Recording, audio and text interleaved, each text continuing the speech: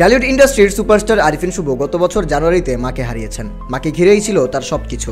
মাকে নিয়ে প্রায় ছবি ও ভিডিও ফেসবুকে পোস্ট করতেন তিনি।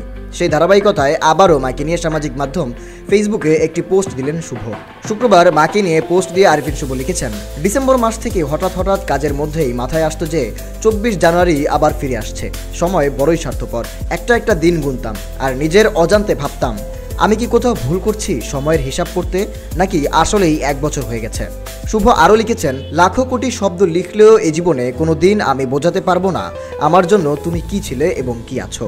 তিনি বলেন, জীবন চলে যাচ্ছে মা, কিন্তু একটা বিশাল শূন্যতা নিয়ে। এই অভিনেতা বলেন, গত 365 দিন ধরে প্রত্যেকটা মুহূর্ত শুধু একটাই প্রশ্ন করেছি নিজেকে, সত্যিই কি তুমি নেই মা, নাকি আমি কোথাও ভুল করছি। এটা কোনো দুঃস্বপ্ন নয় তো?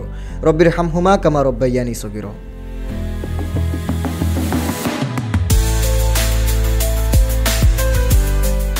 উল্লেখ্য, 2017 সাল থেকে সিজোফ্রেনিয়া রোগে ভুগছিলেন শুভর মা খায়রুন নাহার। প্রায় 8 বছর ধরে শুভর ঢাকার বাসাতেই থাকতেন তিনি। এছাড়া বার্ধক্যজনিত আরও নানান সমস্যা ছিল তার। গত বছর 24 জানুয়ারি মারা যান খায়রুন নাহার।